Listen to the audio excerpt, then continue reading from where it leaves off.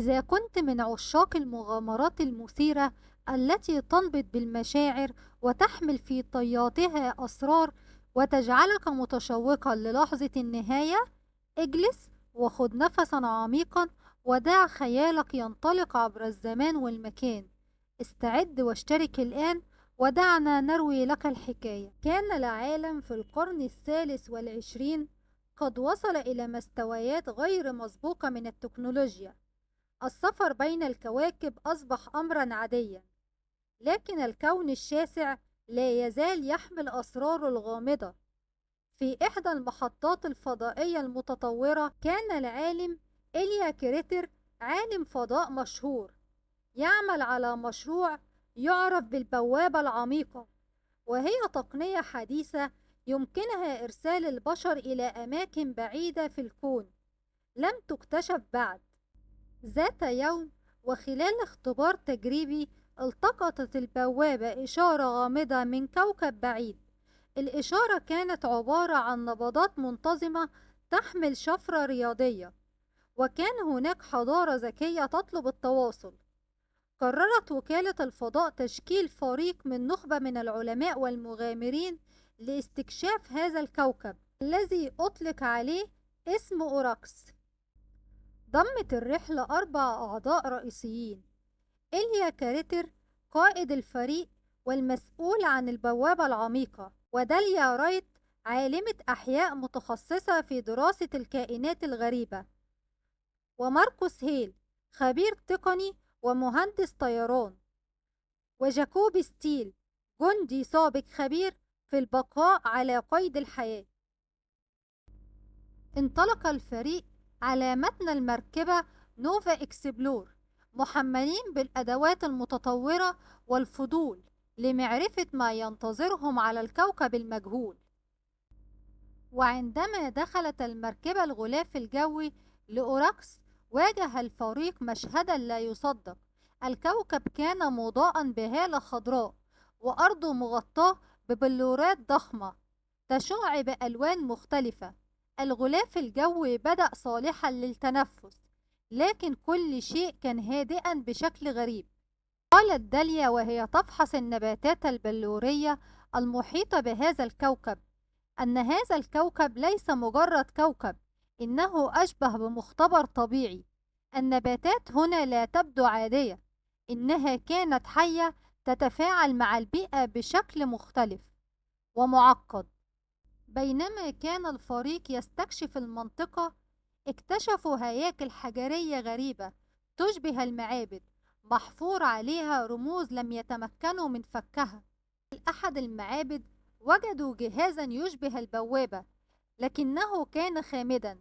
وأثناء فحص الجهاز حدث شيء غريب. كشف الكوكب وظهرت كائنات أطياف لم تكن عدوانية، لكنها راقبت الفريق بصمت. قال إليا بحذر: أعتقد أنهم السكان الأصليون للكوكب.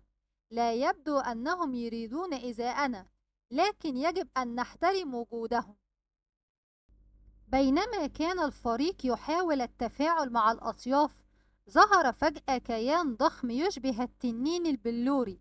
كان له صوت عميق لا ينسى، وقال: من أنتم ولماذا أتيتم إلى كوكبنا؟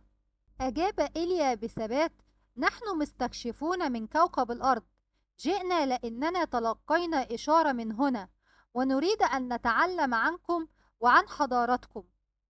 قال التنين: لقد فتحتم بوابة إلى عالمنا، وهذا ليس أمرا بسيطا.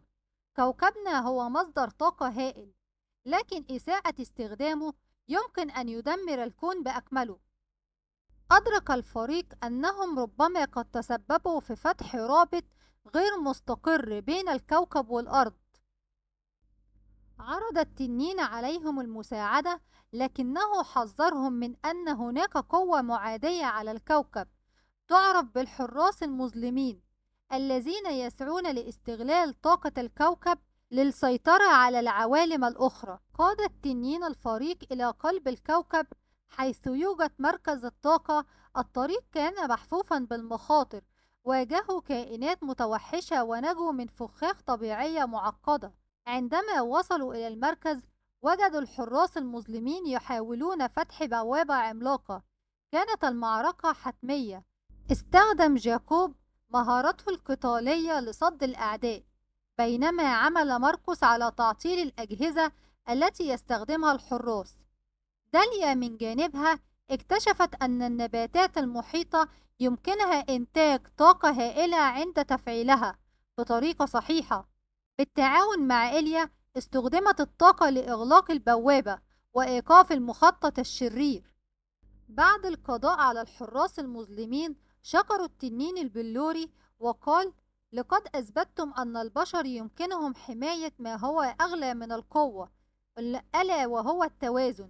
أعاد التنين الفريق إلى مركبتهم وأرسل معهم هدية صغيرة، بلورة متوهجة تحتوي على شظية من طاقة الكوكب، قادرة على تحسين التكنولوجيا الأرضية لعقود قادمة. عاد الفريق إلى الأرض كأبطال، لكنهم أبقوا تفاصيل رحلتهم سرية حفاظا على الكوكب من الاستغلال البشري. أصبحت رحلتهم رمزا للفضول المسؤول ودرسا للبشرية بأن هناك دائما ما هو أكبر منا، وأن حماية التوازن الكوني هي أعظم مهمة يمكن أن يتحملها أي كائن ذكي. وكده خلصت حكايتنا النهاردة. إذا استمتعت برحلتك معانا لا تنسى الضغط على إعجاب وتترك لنا تعليق برأيك واقتراحك، ونعدكم إن شاء الله أن القادم سيكون أكثر تشويقا. لذلك اشترك الآن وفعل زر الجرس، وتذكر دائما أن الخيال ليس له حدود. وإلى اللقاء في قصة جديدة.